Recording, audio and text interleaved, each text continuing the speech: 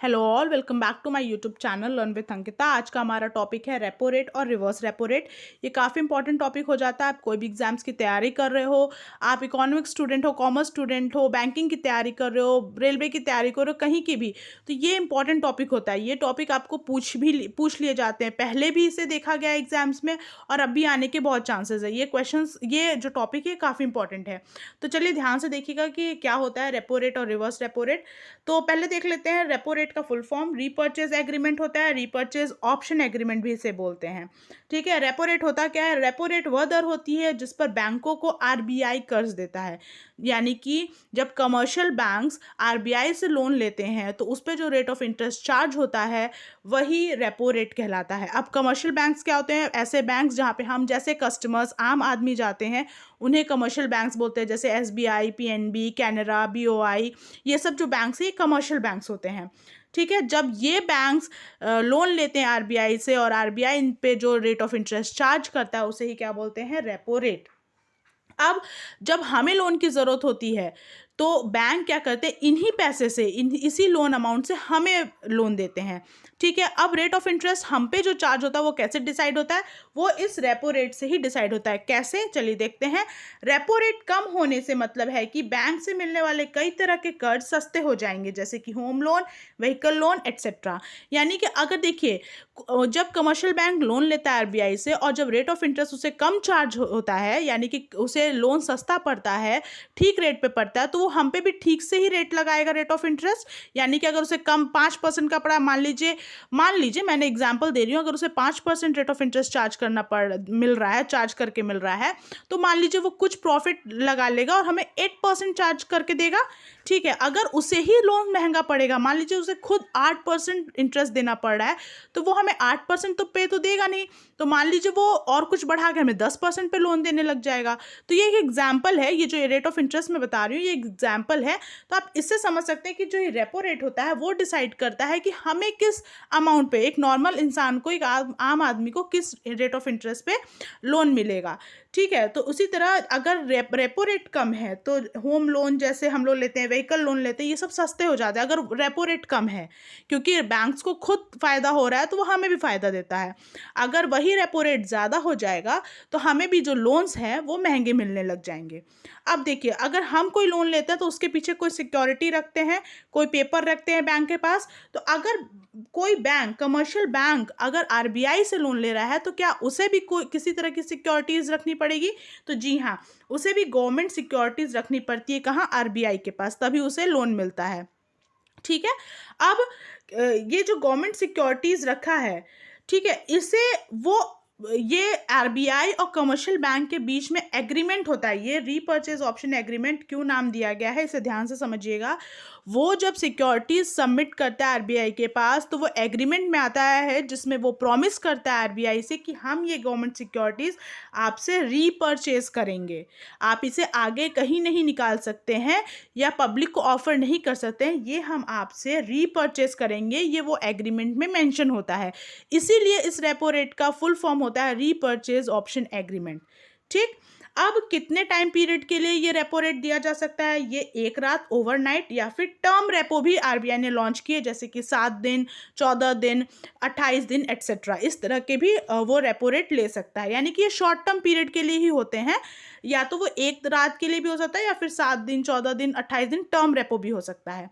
अब repo rate का आम आदमी पे क्या असर पड़ता है? देखिए, मैंने पहले ही बताया है कि अगर रेपो रेट कम होगा, यानी कि आरबीआई कम रेट चार्ज करेगी कमर्शियल बैंक से, तो कमर्शियल बैंक भी हमसे कम ही रेट ऑफ इंटरेस्ट चार्ज करेगा या ठीक ठीक अमाउंट चार्ज करेगा। लेकिन अगर रेपो रेट बढ़ जाएगा तो उसका असर हम पे भी पता चलेगा, यानी कि हमें भी उसके लिए ज़्यादा अमाउंट पे करना पड़ेगा, हमें भी जो ब्याज है वो ज़्यादा पे मिलने लगेगा। तो ये हो गया हमारा रेपो रेट। अब रिवर्स रेपो रेट देख लेते हैं। रिवर्स रेपो रेट नाम से ही पता चल रहा है कि रेपो रेट का उल्टा होता है। इसमें क्या होता है कि कहा जाता है कि आरबीआई, ठीक है, कहा क्या जाता है कि आरबीआई लोन लेता है किससे? कमर्शियल बैंक से। जो बैंक्स, यानी कि जो नॉर्मल बैंक्स हैं जहाँ पे हम जैसे लोग विजिट करते हैं उसे कमर्शियल बैंक्स बोलते हैं। तो बोलता क्या जाता है कि आरबीआई लोन लेता है। अब आप सोच रहे होंगे कि आरबीआई लोन क्यों लेगा भाई, वो तो खुद मनी सप्लाई को देखता है, खुद सेंट्रल बैंक्स को कमर्शियल बैंक्स को हेल्प करता है, तो वो क्यों लेगा लोन? तो नहीं, एक्चुअल में यहाँ क्या होता है, जब दिन भर की लेन देन के बाद जो सरप्लस अमाउंट, जो एक्स्ट्रा मनी कमर्शियल बैंक्स के पास बच जाती है, उस मनी को वो आरबीआई के पास जमा करता है और उस पर रेट ऑफ इंटरेस्ट उसको मिलता है। ठीक, तो वही रेट ऑफ इंटरेस्ट को रिवर्स रेपो रेट कहते हैं, जिससे कि लगता है कि आरबीआई ने कुछ अमाउंट लिया है किससे, कमर्शियल बैंक से, जबकि ऐसा नहीं है। जब इनके पास बहुत एक्स्ट्रा मनी हो जाती है दिन भर के लेन देन के बाद, तो वो जमा करते हैं आरबीआई के पास और उस पर रेट ऑफ इंटरेस्ट इनको मिलता है, उसे ही क्या बोलते हैं, रिवर्स रेपो रेट। इसी इंटरेस्ट को बोलता है रिवर्स रेपो रेट। ठीक है, आप याद रखने के लिए याद कर सकते हैं कि रेपो रेट में कमर्शियल बैंक लोन लेता है और रिवर्स रेपो रेट में आरबीआई लोन लेता है। इससे आपको कॉन्सेप्ट याद हो जाएगा। अब देखिए, क्या इनको भी ये गवर्नमेंट सिक्योरिटीज रखनी पड़ती है? जी हाँ, इसमें भी एक एग्रीमेंट में आते हैं आरबीआई और कमर्शियल बैंक्स, जिस एग्रीमेंट में ये लिखा होता है कि कमर्शियल ये आरबीआई कुछ गवर्नमेंट सिक्योरिटीज कमर्शियल बैंक्स को देते हैं, और उस एग्रीमेंट में ये लिखा होता है कि कमर्शियल बैंक्स बोलते हैं कि हम आपको ये गवर्नमेंट सिक्योरिटीज रीसेल करेंगे एक प्री डिटरमाइंड रेट पे, ऑल्सो उस टाइम पीरियड के ओवर होने पे जब तक के लिए ये लोन लिया गया है। ठीक है, उसमें रीपर्चेज होता है, ये भी कमर्शियल बैंक की तरफ से होता है कि वो बोलते हैं कि हम आपसे रीपर्चेज कर लेंगे, और इसमें भी कमर्शियल बैंक बोलते हैं कि हम आपको रीसेल कर देंगे। ठीक है, आई होप आपको क्लियर हो रहा होगा। अब ये भी क्या होता है, ओवरनाइट के लिए होता है, 7 डेज, 14 डेज, 28 डेज एटसेट्रा के लिए होता है, यानी कि टर्म रिवर्स रेपो रेट होता है, और ओवरनाइट एक रात के लिए भी होता है। ठीक, अब इसका असर आम आदमी पे क्या पड़ता है, चलिए देख लेते हैं। जब कभी बैंकों के पास नगद ज़्यादा हो जाता है तो देश में महंगाई बढ़ने का भी खतरा हो जाता है। कैसे, देखिए, जब मार्केट में बहुत सारा पैसा होगा, हमारी परचेजिंग पावर, हमारे खरीदने की क्षमता बढ़ जाएगी, हम उस सामान के लिए ज़्यादा पैसा भी देने को तैयार हो जाएंगे, लेकिन मार्केट में वो चीज़ अवेलेबल ही नहीं हो पा रही उतने क्वांटिटी में जितना कि लोग पहुंच गए हैं उसको लेने के लिए। तो उसमें क्या होता है, महंगाई बढ़ने के चांसेस होते हैं, क्योंकि जो मैन्युफैक्चरर होता है, जो सप्लायर होता है, वो उतने क्वांटिटी नहीं दे पाता है मार्केट में, तो वो अपने चीज़ों की, अपने उत्पादों की, अपने प्रोडक्ट की जो प्राइस होता है वो बढ़ा देता है। इससे क्या होता है, महंगाई बढ़ने का खतरा हो जाता है। ठीक है, ऐसे में आरबीआई रिवर्स रेपो रेट बढ़ा देता है। अब वो क्या करेगा, रिवर्स रेपो रेट बढ़ा देगा, तो इससे कैसे महंगाई कंट्रोल होगी, रिवर्स रेपो रेट जब बढ़ा देगा, यानी कि rate of interest commercial bank को ज़्यादा देगा। जब कमर्शियल बैंक अपना पैसा रखती है आरबीआई के पास, आप इसको अच्छे समझिएगा, जब रिजर्व बैंक के पास कमर्शियल बैंक अपना पैसा रखेगी और उसे अच्छा रेट ऑफ इंटरेस्ट मिलेगा, तो वो ज़्यादा से ज़्यादा नगद राशि रखने की कोशिश करेगी ना आरबीआई के पास। तो जब उस कमर्शियल बैंक के पास ही कम पैसा हो जाएगा, तो वो लोगों को कैसे लोन देगा, और मार्केट में पैसा उतना पहुंचेगा ही नहीं। इसलिए महंगाई को रोकने के लिए, या सप्लाई मनी की मार्केट में कम हो जाए या उसको नियंत्रित करने के लिए, रिवर्स रेपो रेट बढ़ा दिया जाता है। क्योंकि ऑफ कोर्स ये ऑब्वियस सी बात है, अगर हम जैसे कस्टमर्स को भी एक अच्छा रेट ऑफ इंटरेस्ट मिलने लग जाए अपने जमा पूंजी पे, अपनी अमाउंट पे, तो हम उसी बैंक में निवेश करना चाहेंगे, उसी बैंक में पैसा लगाना चाहेंगे जो हमें अच्छा इंटरेस्ट रेट दे रही हो। तो उसी तरह कमर्शियल बैंक को जब अच्छा रेट ऑफ इंटरेस्ट मिलेगा, तो अपनी ज़्यादा से ज़्यादा पूंजी आरबीआई के पास जमा करने लगेगी। तो उससे क्या है कि कमर्शियल के बैंक के पास खुद कम पैसा होगा, जब उसके पास कम पैसा होगा तो लोगों को कम अमाउंट दे पाएगी, कम लोन दे पाएगी, और लोगों के पास भी पैसा लिमिटेड अमाउंट पे होगा, जिससे कि वो ज़्यादा खर्च करने को तैयार नहीं होंगे। ठीक है, आई होप आपको समझ में आ रहा है। इससे क्या है कि महंगाई को रोका जा सकेगा, या फिर कह सकते हैं जो सप्लाई है मनी की उसको नियंत्रित किया जा सकेगा। तो इसका ऐसा असर पड़ता है क्या, आम आदमी पर। रिवर्स रेपो रेट का इस तरीके से असर पड़ता है आम आदमी पर।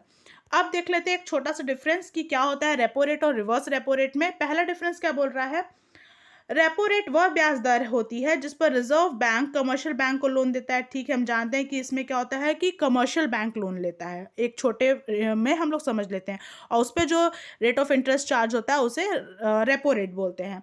अगला पॉइंट में क्या है, रिवर्स रेपो रेट क्या होता है, इसमें क्या होता है, आरबीआई लोन लेता है किससे, कमर्शियल बैंक से। ठीक है, हम इस तरह से समझ लेते हैं, और उस पर जो रेट ऑफ इंटरेस्ट चार्ज होता है उसे रिवर्स रेपो रेट कहते हैं।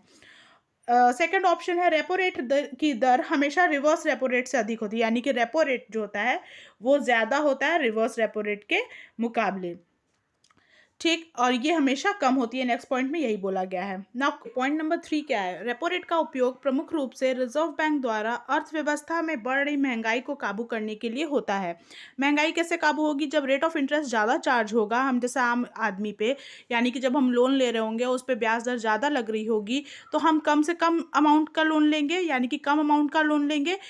तो उससे क्या है कि हमारी परचेसिंग पावर घट जाएगी, हम डिमांड कम करेंगे तो महंगाई को रोका जा सकता है। जैसे कि मैंने पहले भी समझाया था कि जब हम डिमांड कम करेंगे तो हमारी परचेसिंग पावर घट जाएगी, हम उस वस्तु को खरीदने के लिए उतने सक्षम नहीं होंगे जितना कि हमारे पास ज़्यादा पैसा होता तो हम खरीदते।